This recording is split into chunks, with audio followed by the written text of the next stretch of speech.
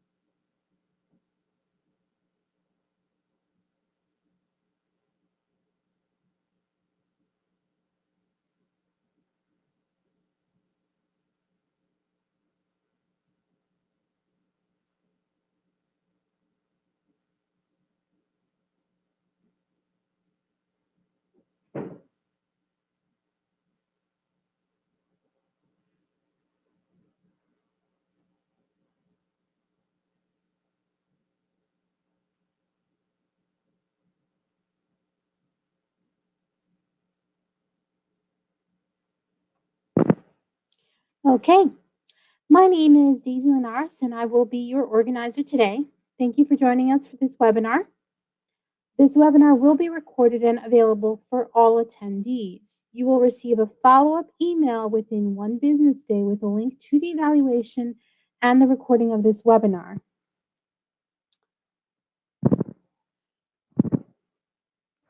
In order to receive your contact hour certificate, you must complete the evaluation by going to the link that will be provided in the follow-up email. On the completion of the evaluation, you will receive an email from Ann Merck with your certificate.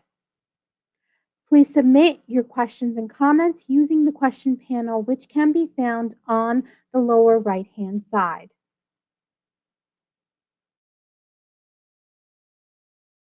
Good afternoon. Thank you for joining us today. I'm Lori Navin. I'm the Director of Professional Education and Community Engagement at the Central Jersey Family Health Consortium. I'm pleased to introduce Melanie Miller. Melanie is an international board-certified lactation consultant and the coordinator of the lactation department at Capitol Health Medical Center in Hopewell, New Jersey. Melanie just recently completed a master's degree program in lactation from Union Institute and University in Ohio. For her thesis, she looked at implicit bias in clinical breastfeeding care, and she is here today to share her research project with us. Thank you so much, Lori and Daisy, and everybody, welcome, and thank you for sharing this time with us. Though it's a bit less fun speaking to you all through the computer than it would be in person, I'm really grateful to share this time with you. This is a special talk for me, and knowing that many of my colleagues at Capitol Health are listening makes this even more so.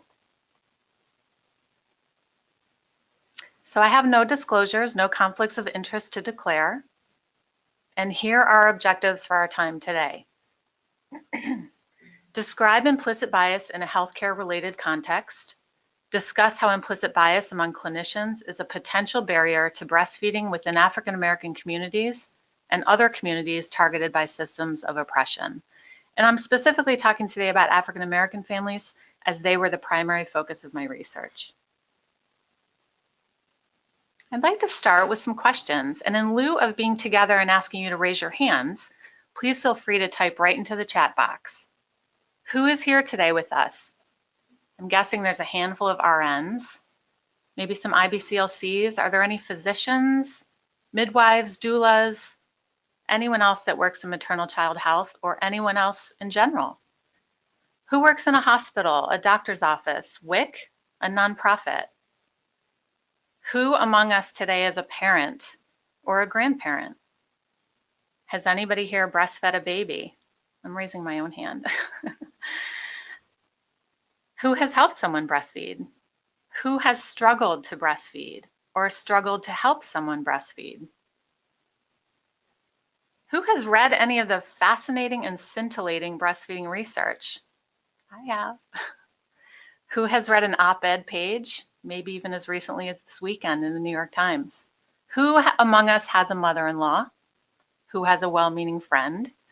Who has seen a movie, logged onto the internet? Who's on Facebook? I think you get the picture.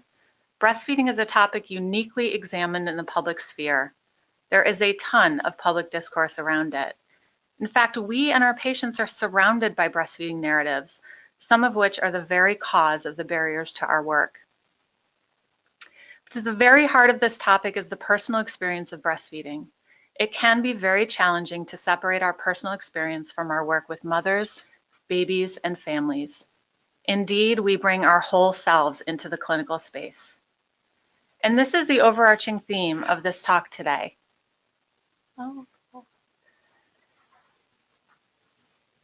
That who we are and who we do and don't challenge ourselves to be may affect the care we provide to our patients. I'm not immune to bringing my whole self into the clinical space. Ask anyone who works with me or has shadowed me. I can talk about breastfeeding a lot. And I see you, Capitol Health. A few of you right now are nodding your heads in acknowledgement.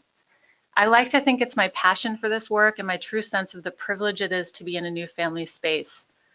But maybe I'm just a motor mouth. I'll leave it to you all to decide on that as we spend time together today.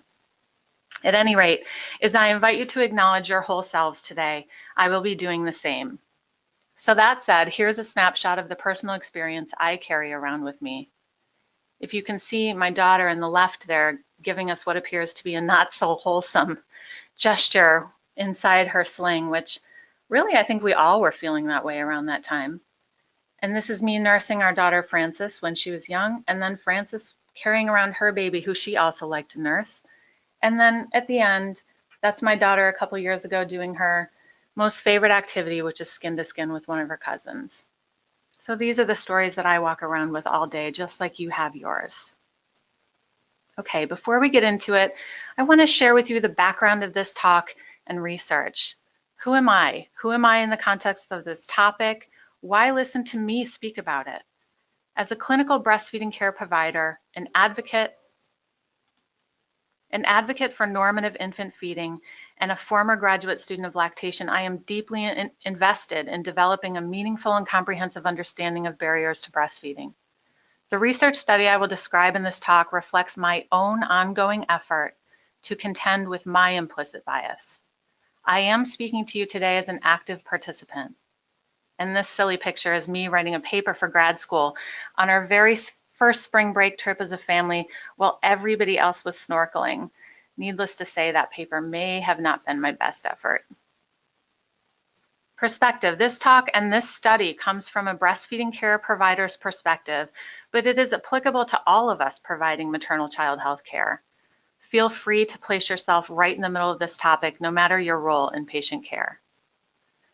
The content of this talk is the research that led to my thesis for my graduate work. The motivation is simply to do and be better. The outcome is an ongoing focus on my personal and professional efforts to address bias in my work and to share what I've learned with my professional community.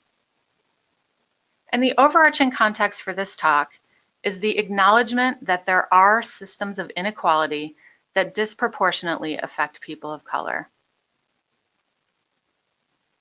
I want to take a moment here to acknowledge the privilege and power reflected in undertaking research centered on a community of women and families of which I am not part. There is immense privilege inherent in using my voice today, and I will strive to maintain that awareness as we spend this time together. With that in mind, this talk is a presentation of original research, a conversation, an acknowledgement, a challenge, and an invitation.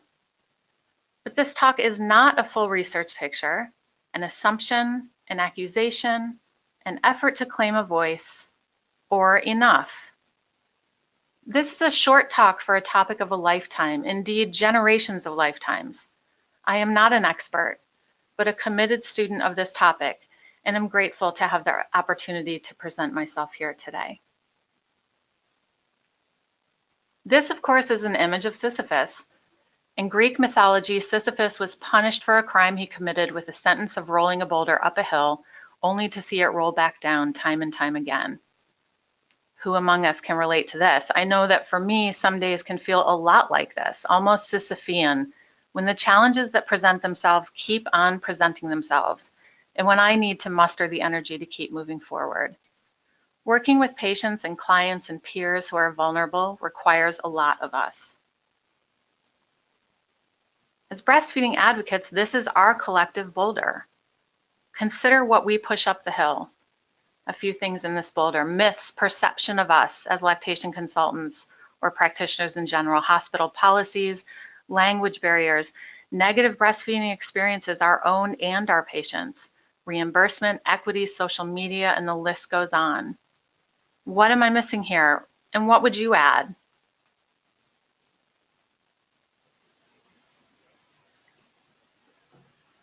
Just like Sisyphus's, our boulder never goes away. We are always carrying it with us. We never stop being advocates for breastfeeding and the health and well-being of families. And there are certainly plenty of voices out there reminding us that our work never ends. The voices that remind us that our work can often be an uphill battle. Today, I'll invite you to add another and substantial weight to your boulder. This may seem like something that is too heavy to accept. It's not an easy topic, but I would say to you that adding this weight to our boulder is an ethical imperative.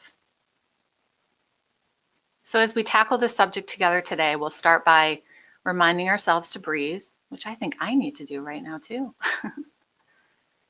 And to maintain perspective, as this sweet note my daughter left me before she became a teenager reminds us. And I invite you to welcome the questions as they arise. As Jason Reynolds says, be not afraid of discomfort. If you can't put yourself in a situation where you are uncomfortable, then you will never grow. You will never change. You'll never learn. And so with that in mind, let's think about a context of discomfort and perhaps the last time you were uncomfortable. Mine was really just a few hours ago on my spin bike in my basement. Physical efforts are uncomfortable. Think exercise. We know we need it. It's good for us. We grumble, we sweat, we struggle through it. But when we see and feel the results, we are grateful, motivated to keep going, proud. We grow, change, and evolve. We improve. Similarly, mental efforts, the deep examination of something new to us, is also uncomfortable, even as it is good for us.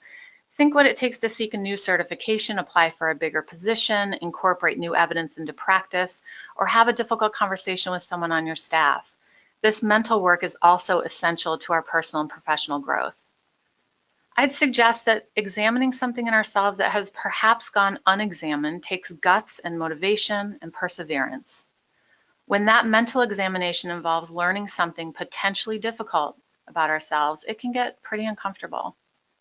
So this talk is likely to be a bit uncomfortable for many of us. It is for me as well, which is why I include a reminder to us here, courtesy of my husband, who creates these sweet pencil drawings on the morning our daughter has a cross-country race or a softball game.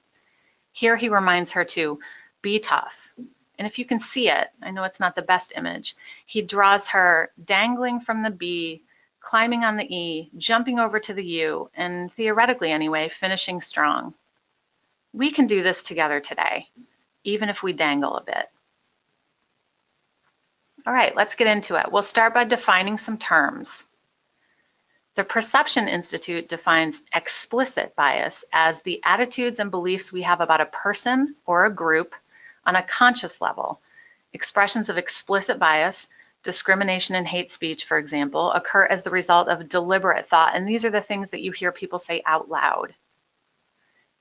Implicit bias, as defined by the Kirwan Institute at Ohio State University, is the attitudes or stereotypes that affect our understanding, actions, and decisions in an unconscious manner, activated involuntarily without awareness or intentional control, can be either positive or negative, and everyone is susceptible.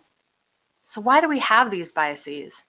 The Kirwan Institute tells us that our implicit biases are the result of mental associations that have formed by the direct and indirect messaging we receive, often about different groups of people.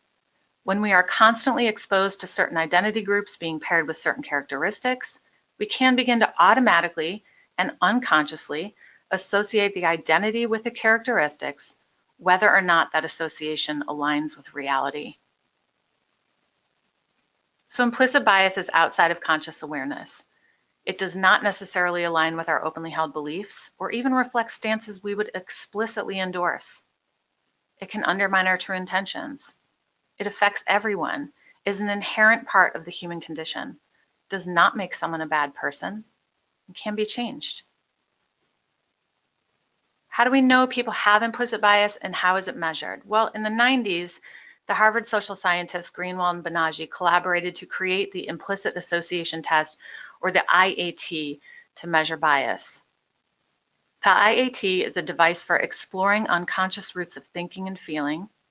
It measures attitudes and beliefs that people may be unwilling or unable to report, and it's considered the dominant measure of implicit bias. The IAT works by asking users to compare words with categories shown on a computer screen. The time it takes users to complete pairings and the errors made in doing so reveals underlying associations between concepts.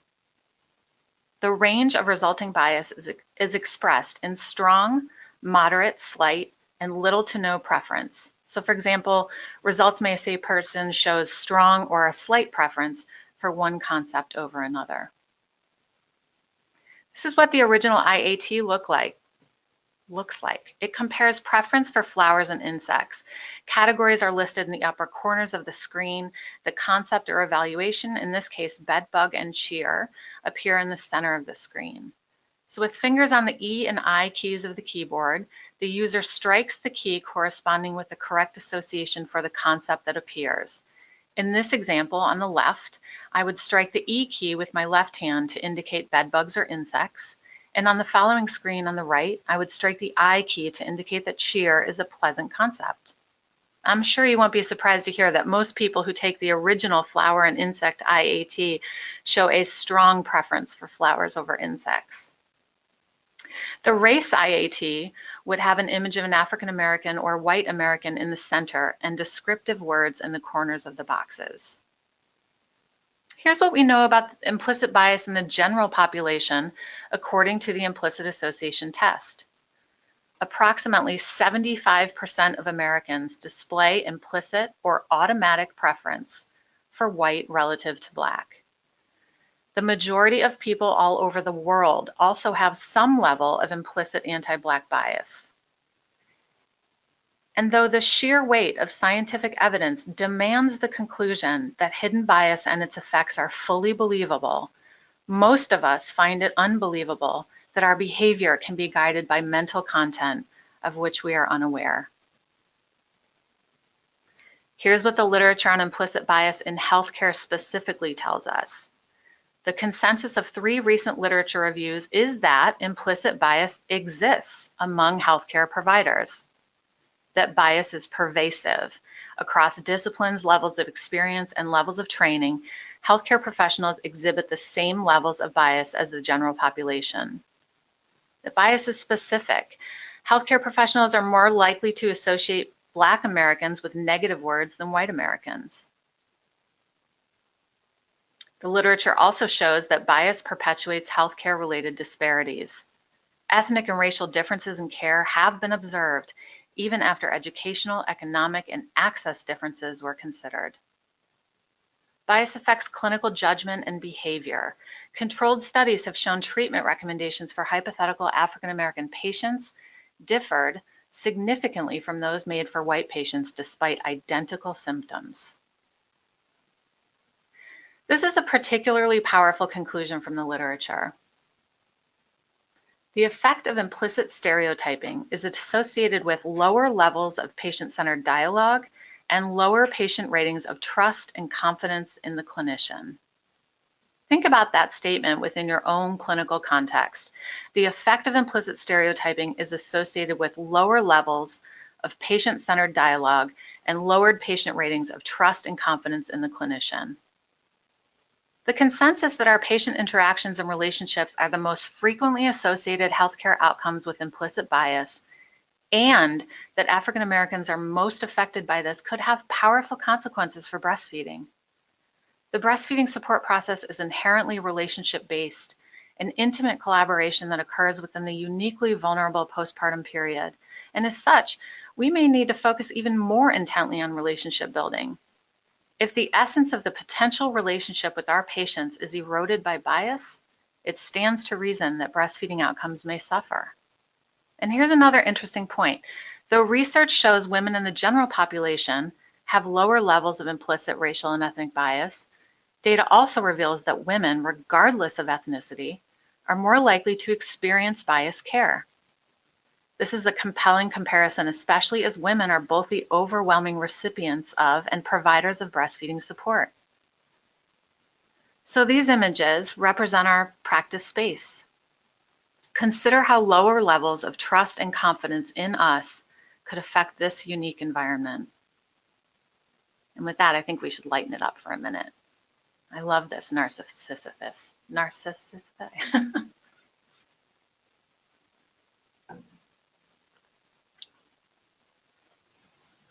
So why do I say it's an ethical imperative to add our own biases to the boulder we already push up the hill?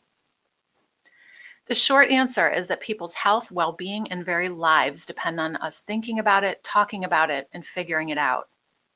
And as healthcare providers, we are ethically obligated to provide unbiased care.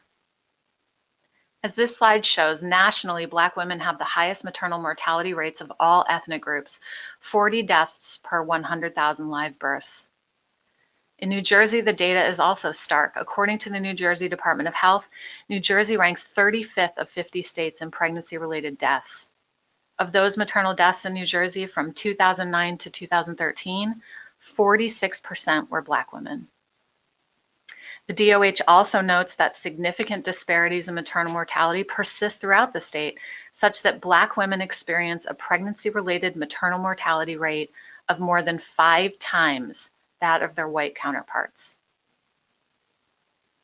In addition to the disparities evident in maternal mortality rates, African American parents and their children are disproportionately affected by a multitude of other systemic health care disparities, such as a 60% higher chance of hypertension, an 80% increased rate of diabetes, a 15-fold increased rate of obesity, 2 times the preterm birth and sudden infant death mortality rates, and 4 times the asthma hospitalization rate and 10 times the asthma-related death rates. The protective benefits breastfeeding confers to mothers and children are thus especially important for African Americans given existing health-specific data, particularly when we consider that African American parents have the lowest breastfeeding rates of any ethnic group in the US. So let's talk for a minute about what the research on the barriers to breastfeeding and breastfeeding outcomes among African American women says. According to the literature, the reasons African American parents have lower breastfeeding rates include the historical context of breastfeeding, which is inextricably linked to the painful legacy of disenfranchisement and dehumanization of slavery, institutional racism, access to health care, access to the IBCLC credential, and access to baby-friendly hospital facilities, work and parental leave, and earlier return to work and often to less supportive jobs. Education, women with less access to care also have less access to breastfeeding education. And we also know in the literature that African American women are more likely to receive bottle feeding advice than breastfeeding advice from their providers. And culture, issues contextualized by the statement that no one breastfeeds in my family, for example. It is important to remember that this research on this topic attempts to capture what is the lived experiences of parents and children. Said another way by Coates, you must always remember that the sociology, the history, the graphs, the charts, the regressions all land with great violence upon the body. And by Cower, our backs tell stories no books have the spine to carry. Women of color. So what are we missing in the literature? The literature on implicit bias in healthcare confirms implicit bias among healthcare providers exists, is pervasive, and is specific. Yet at the time of this study, no such research existed within the clinical breastfeeding field on this topic. As African American parents are disproportionately affected by systemic healthcare disparities and consistently have low breastfeeding rates, the ongoing examination of factors contributing to breastfeeding outcomes in the African American community is a public health imperative. Implicit bias among breastfeeding clinicians may be one such factor. So the purpose of this study was to understand if clinician implicit bias may be an additional contributing factor to the existing barriers to breastfeeding among African American women. The theory that informed this study is called aversive racism theory, so named by DeVidio and Gartner in the 1980s, and that describes the disconnect between a person's values and their feelings. The theory holds that due to the importance of an egalitarian value system to our self-concept, any negative feelings and associated beliefs about others are typically just excluded from our awareness. Aversive racism theory describes people who sympathize with the victims of past injustice, support public policies that, in principle, promote racial equality and ameliorate the consequences of racism, and who regard themselves as non-prejudiced and non-discriminatory, but who almost unavoidably possess negative feelings and beliefs about African Americans. So having reviewed the literature on bias in healthcare, identifying a gap to research, and placing all of this in a theoretical context, I chose a mixed method study design. I created a cross-sectional survey with homogeneous and judgmental sampling technique and open-ended questions.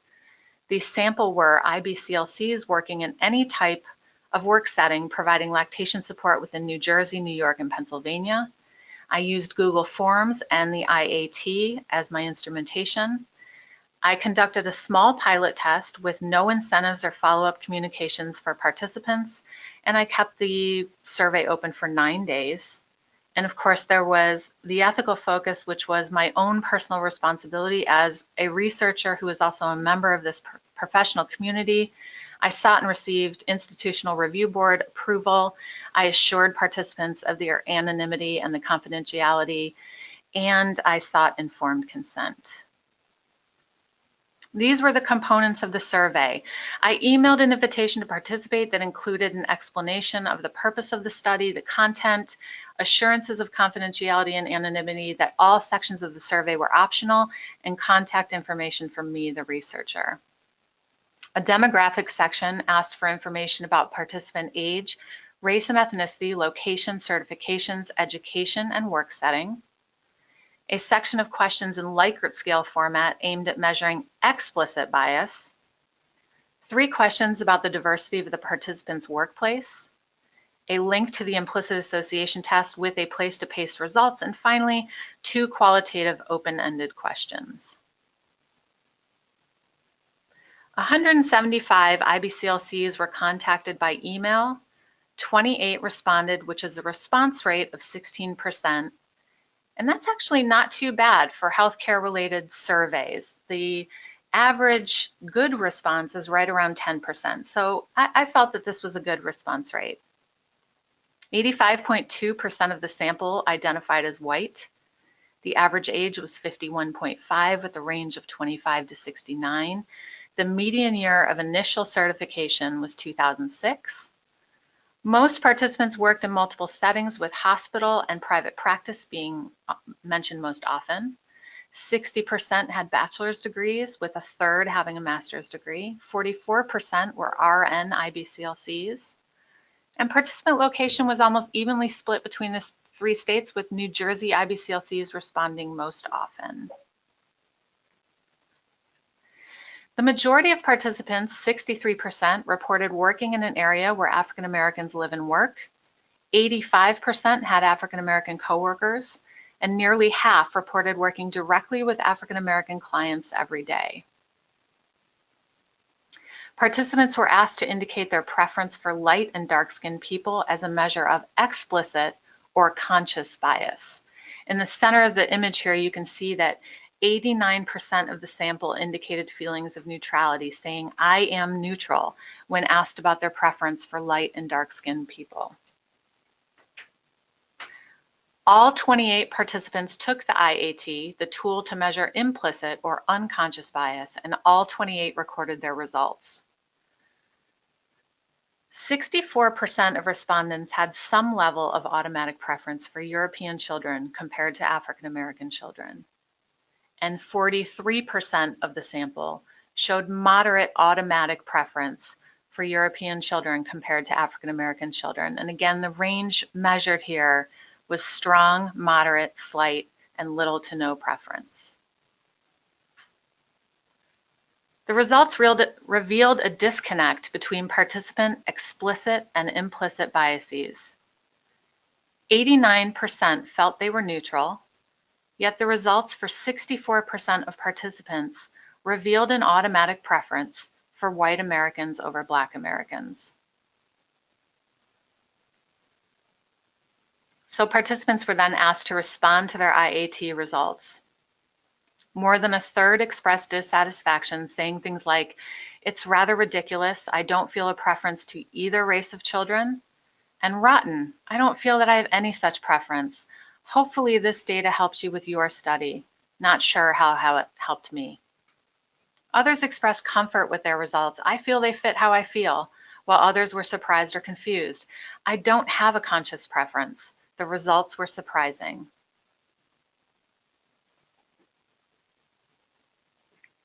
Participant answers to the open-ended question, "Why do you think African American women consistently have low breastfeeding rates?" included a lack of support or education, and these are direct quotes, lack of support from baby's father, little to no support from pediatrician, less education on benefits for baby and mom.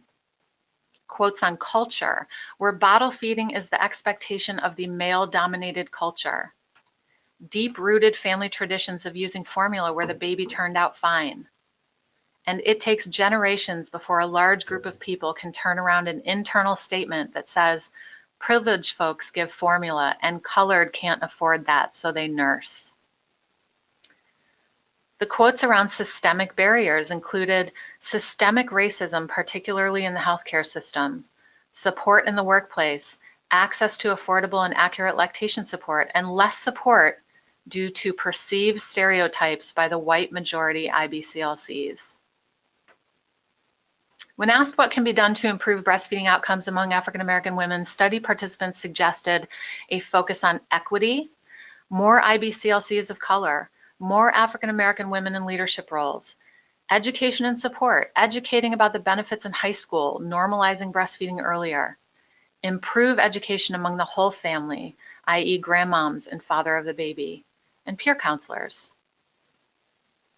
They also suggested a focus on systemic barriers, better working conditions, better healthcare access, paid maternity leave, access to IBCLC help, and normal births. And media, a campaign by Black women for Black women, an improved portrayal of African American women in the media. So what did this study reveal? Results from a survey of 28 IBCLC participants revealed a mostly moderate level of automatic preference for European children compared to African American children, despite the stated neutrality of the vast majority of participants.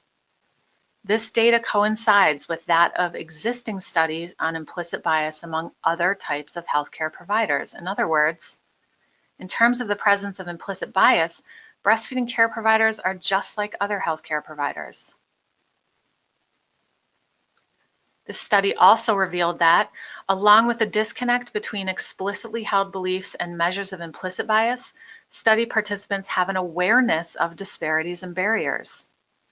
But while they may be aware of disparities, they may also consider themselves outside of the dynamics that perpetuate them. The danger of this, according to aversive racism theory, is that we may be less likely to acknowledge bias due to the perception that our actions match our beliefs and values. In other words, we may know about the issues, we just don't think we have anything to do with them.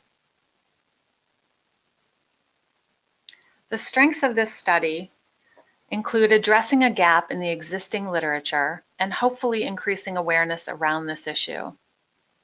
The study also had several important limitations. First, it was pretty small in scope.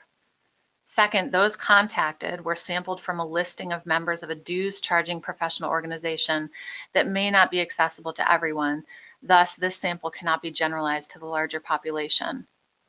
Third, the IAT tool used in the survey was not customized to the study itself. Therefore, participants were assumed to have reported their results honestly and without repeating the IAT in order to report more agreeable results. Fourth, the study examines the presence of implicit bias among breastfeeding clinicians without including any measure of correlation between bias and breastfeeding outcomes. Therefore, clear recommendations for practice outside of understanding and acknowledging one's own bias are not possible. As healthcare providers, we have an ethical obligation to provide unbiased care. Identifying and understanding our individual biases is an essential first step in that process. We cannot hope to effect positive change in any healthcare context if the very essence of our interactions with patients is eroded by unacknowledged bias. So what to do? Here are a few suggestions in the literature and from our colleagues doing work in this area. The Kirwan Institute at Ohio State University suggests educate yourself. Take the IAT to learn of your unconscious beliefs. Study history, and look for the connections between the past and the current realities of inequality. And be accountable. When confronted with bias, take the time to examine your actions or beliefs. Think of how you would explicitly justify them to other people. In her important talk on the subject, our colleague Hakima Payne suggests that we become a student of African American culture from a strength-based perspective. She also points to our own IBCLC Code of Professional Conduct that obligates us to treat clients equitably, but points out that we cannot meet that obligation if we are unaware of our own biases and how to lessen their impact in our work. Devine and her colleagues considered biased behavior a habit that, like other types of habits, require distinct effort to break. Specifically, she suggests working to replace biased responses with ones that reflect our non-prejudice goals. Our colleague and amazing speaker on this topic, Cynthia Good, describes the importance of addressing our own biases by stating, we can practice being comfortable being uncomfortable so that we can learn to effectively listen, speak, and take the actions that are essential to dismantle institutional oppression. And then if I were to throw my own 2 cents in here, I would suggest read. Read the history, read the accounts of the lived experiences. Grow your awareness, seek and make connections, seek and make change, do the hard mental work of examining the unexamined. And ask, whose voice is missing? Who is missing at the table? How can we all be more inclusive? How can we grow our profession to ensure that women have consistent opportunities to receive skilled care from members of their own communities?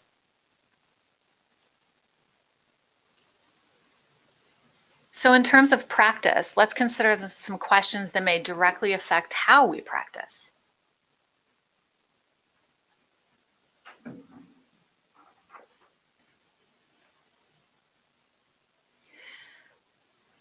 Do we make judgments about breastfeeding intention based on the race, ethnicity, or name of a patient or client? Are we less likely to provide thoughtful prenatal education or comprehensive postpartum support based on our assumption of breastfeeding intentions? Do we actively address our discomfort when we realize we have done these things?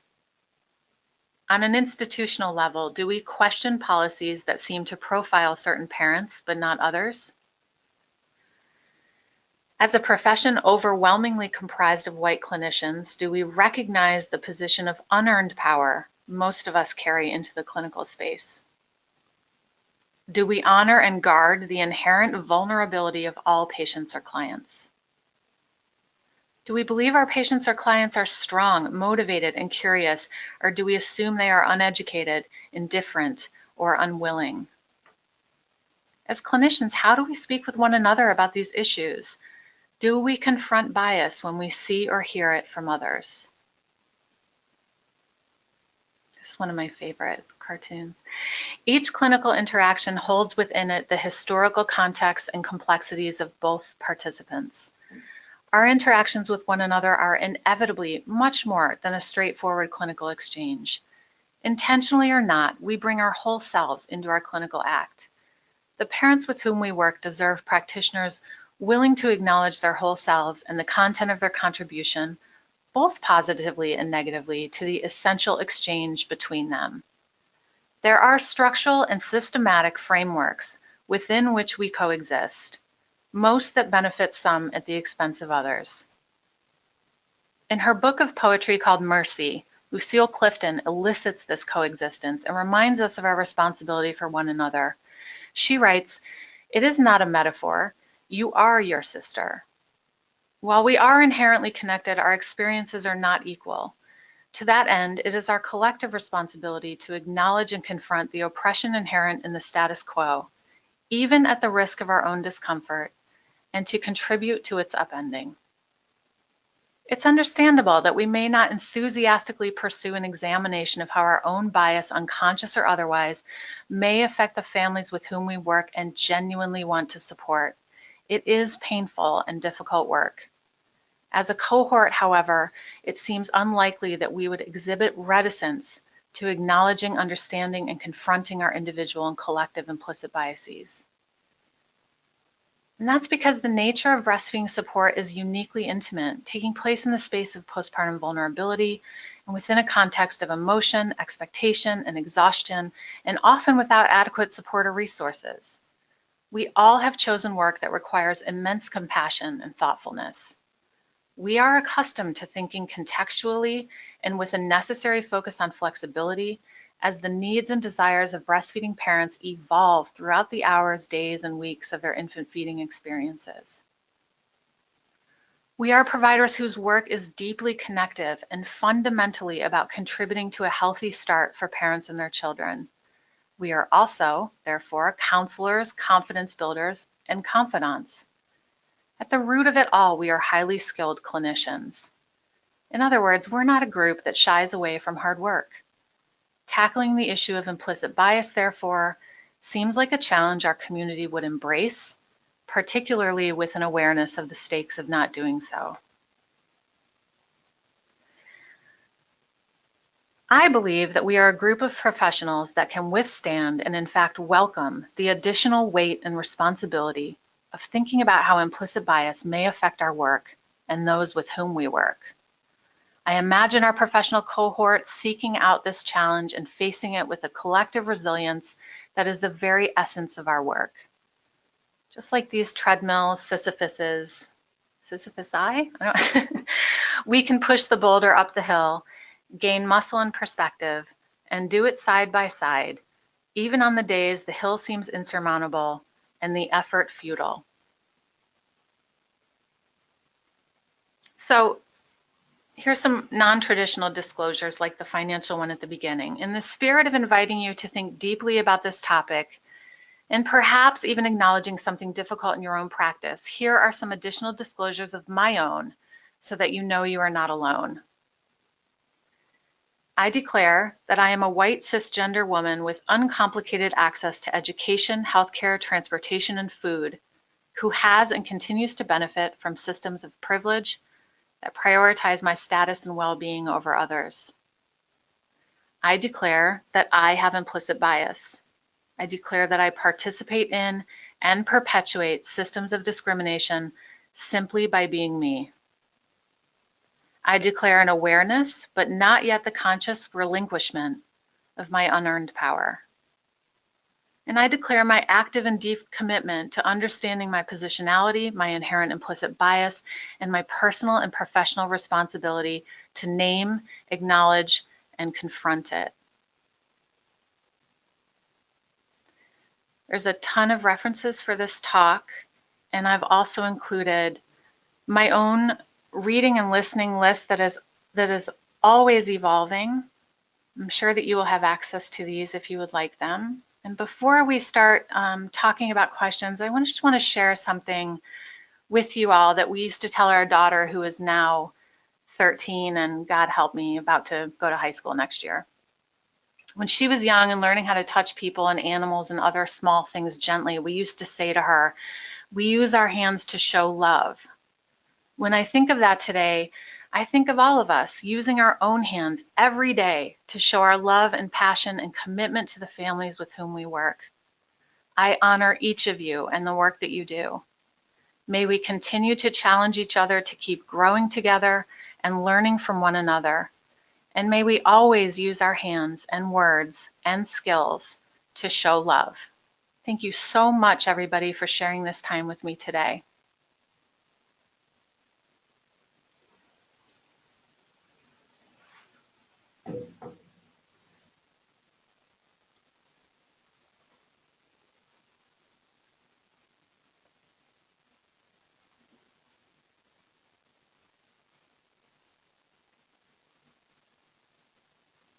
So I think sorry for the delay, I think we're going to talk about questions for a few minutes, and I have one here.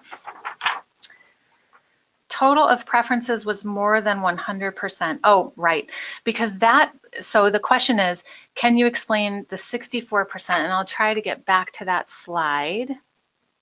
The slide that I described the level of implicit bias among the participants.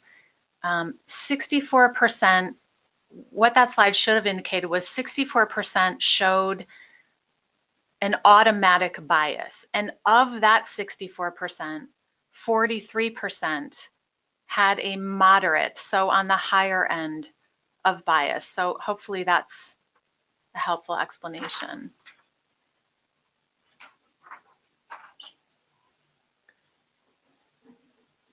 And it sounds like we will be sharing slides with people if they want to see them, and I'm always happy. You have my contact information here on this final slide. If you would like to contact me, I'm happy to talk to anybody anytime.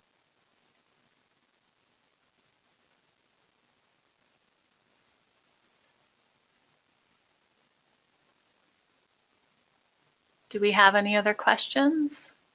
We have one other question. Is this part of your doctoral work? This was my master's thesis, and if my husband happens to be listening right now, no, there is not any more imminent plan to take on yet more student loans.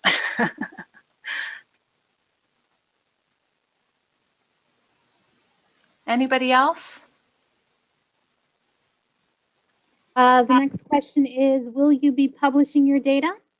Oh my goodness, from your question to whoever's ears, I would really like to. It is a goal of mine this year, and to collaborate with some other women in the community doing similar work. So I certainly hope to.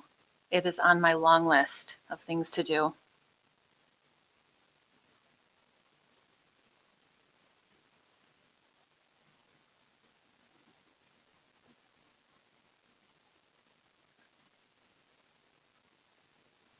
So we don't seem to appear to have any questions that, oh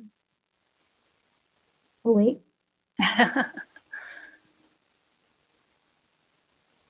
Okay, so there are questions, but these questions will get answered.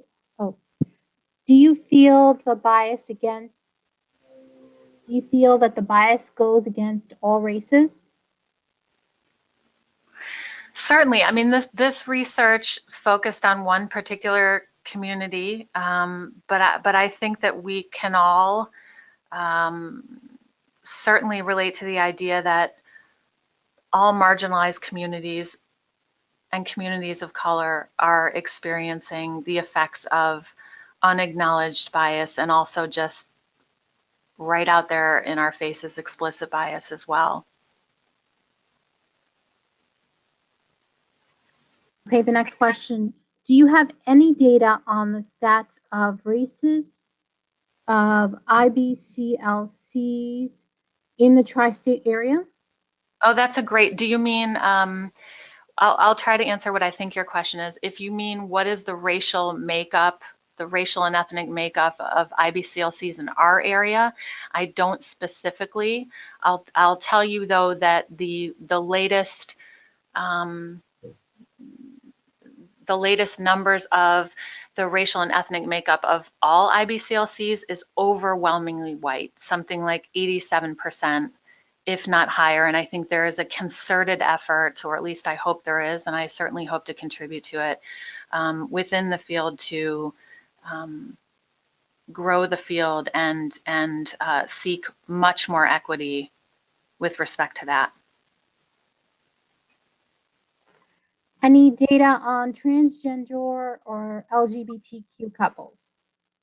I do not have that for this particular talk. I think that there's actually going to be an upcoming talk on that subject that I've had the privilege of hearing before, which is excellent. So maybe you would tune in for that one.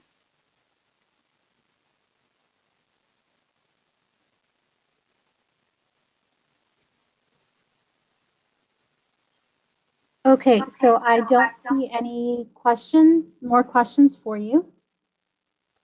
Okay. All right, thank you everybody for joining us today. You will receive a follow-up email within 1 business day with the link to the evaluation and with the link to the recording. You must complete the evaluation in order to receive your contact hour certificate. Thank you everyone for participating today.